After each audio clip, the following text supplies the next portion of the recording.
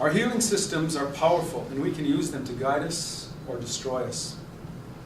Everything is alive, and there are few things in this world that Indigenous people did not consider to have spirit, with an ability to influence who we are and what we do. If we remember that our healing systems are living beings, then we can encounter, negotiate, and live together with Mother Earth and one another without too much trouble. I believe it is incumbent upon me to say that the present system of helping is unable to properly facilitate the healing and restoration of Indigenous people. Most of us know that despite all the Western evidence-based approaches, all the money, all the efforts, and all the trained professionals, things have only slightly improved in a few areas, but have gotten worse in many others. We know that the present system also devours and maims its helpers, the ones charged with restoring the well-being of the least fortunate and the most marginalized.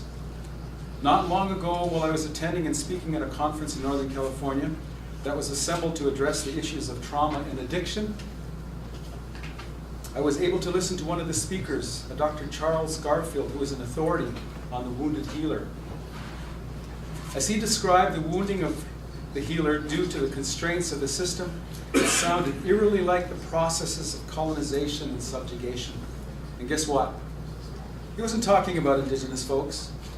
He was talking about non-Indigenous professionals with advanced degrees and lots of school loans to pay off. That they had been damaged, controlled, manipulated, and silenced by the system in their attempts to heal the suffering of the less fortunate.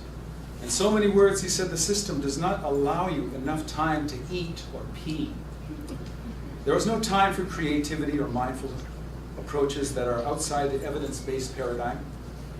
He said that you are constantly overloaded with duties and do not have the resources and sometimes the training to address the problems you encounter.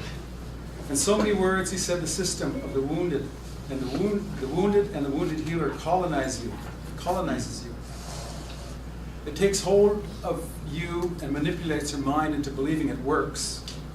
It gets you addicted to its promises of evidence-based practice, DSM diagnosis, and licensing and advanced certifications, that all of these weapons in your professional toolbox should work and should somehow, because you have all these skills and this arsenal, make you immune to all the suffering and pain that you encounter.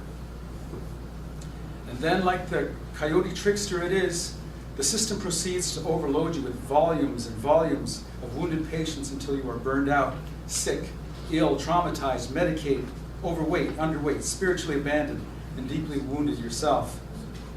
And if you cannot do the work, you are reprimanded. And if you rebel, you are let go. And if you stay, you soon begin to think of ways to avoid work and wish you were back in school or doing manual labor somewhere.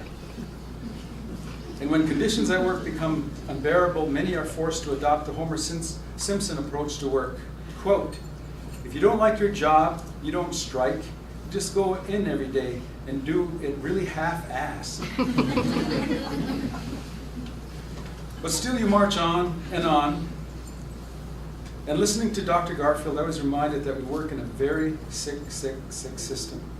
And why shouldn't it be? It's managed and it was created by a trickster.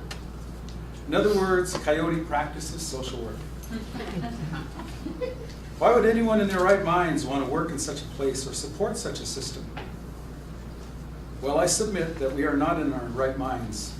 And we are all a little more or less insane, doing what we do with what we don't have. My question to those of us that work with Indigenous peoples is, how does it help to use an assembly line approach to help the traumatized, the sick, the dying? Most of us understand such approaches we have do not work.